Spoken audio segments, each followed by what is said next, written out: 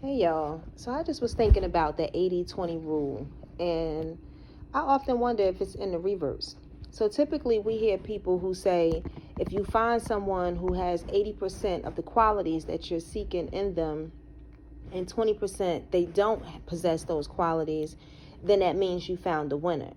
But I feel currently in society, many people are with someone that has the opposite.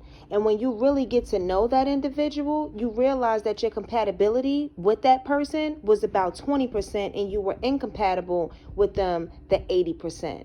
Now we're about to deep dive into this topic a little bit more, and I'm going to go over several different ways how to recognize when you're actually in the reverse of the 80-20 rule.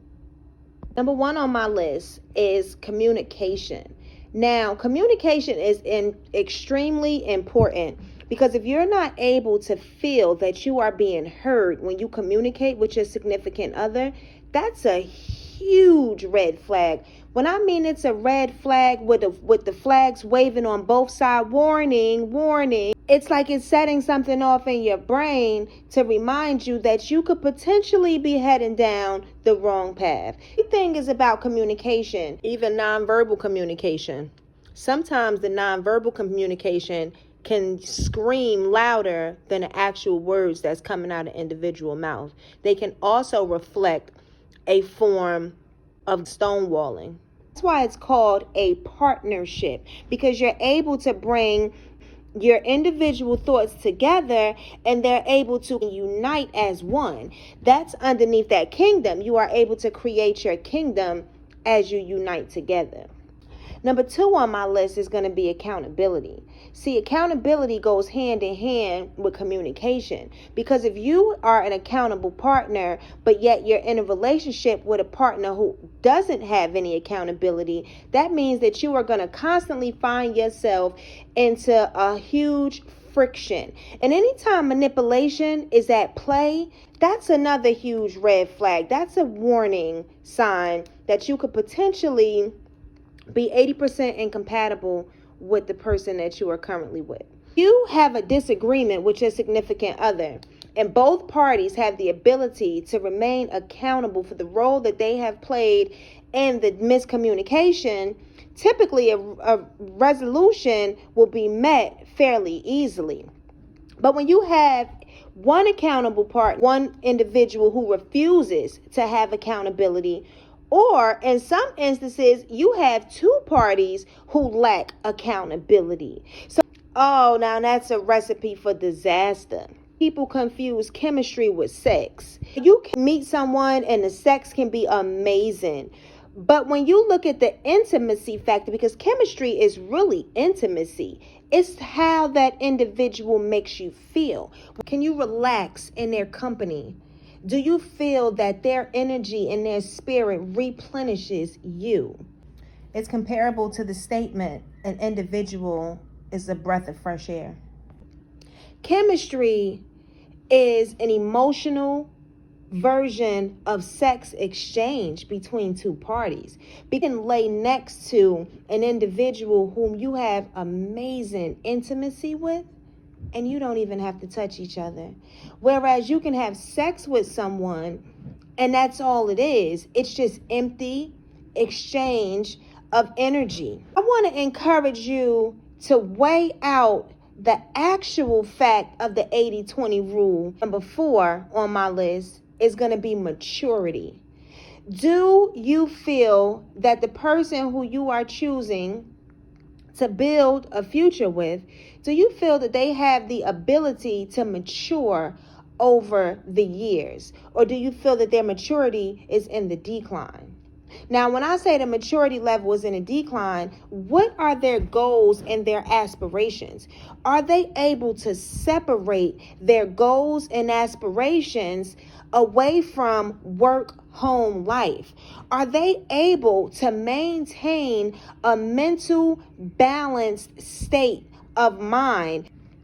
So when that 80-20 rule is at play, I want you to realize how important the future projection of maturity with the significant other that you choose to build the future with. What does that future of maturity look like for you? Do you feel that you will still have an adequate level of intimate chemistry with your significant other 5 to 10 years in the future based upon their level of maturity? See, when you see people who have been together for 30, 40, 50 years, typically you hear them say that they are still in love with the individual that they chose to marry or as they chose as their life partner. And even though they may have experienced many different storms, as time goes on, you begin to love your significant other more. But in current society, many people are experiencing the opposite. As time goes on, they begin to love their partner less, or they realize that they never really loved their partner. They just came to a space where they felt that this individual was compatible with the current goals that they were pursuing. See, we have to be careful with that compatibility thing. This is why we should encourage ourselves that it's okay to be alone. It's okay to not force yourself into a relationship, because these relationships can become public relations. And when I say public relations, you don't have to be in the spotlight to have a public relationship. You may currently feel that that individual is the one that you are supposed to be with, when in actuality, they are not. Their credentials, their potential may be what you are looking for, but the intimacy is voided. See, when choosing a significant other, that intimacy, that future projection of maturity, that growth, that's what's going to keep you together. That's what the foundation is built upon. See, if you don't have a level of projected growth individually, how can you unite on a long-term scale? Communication isn't solely bent upon a debate, unless you're in a debate. When you're actively communicating with your significant other, it's in those moments that you are learning each other. It's in that moments when the strength and the bond of your relationship has the ability to strengthen, and it also has the ability to fall apart. Because if you realize unable to communicate with your significant other, eventually you're going to begin to shut down. Stonewalling and gaslighting, they typically go hand in hand. And then the shutting down factor, where an individual feels that they're not being heard, so it brings them to a point where they don't know how to communicate effectively. We hear these 80-20 rules. They also have the ability to hinder and block our growth. It has the ability to halt us from removing ourselves from incompatible partnerships. It has the ability to keep us stuck and dormant in a connection where we feel completely disconnected from. Evaluation of self, evaluation of your significant other, coming to the realization that you are incompatible. It's irreconcilable differences. As many people are in relationships that have ended, all of us are going through very similar instances. It's just different seasons of our life. So drop a comment in the comment section below and tell me your thoughts on this topic.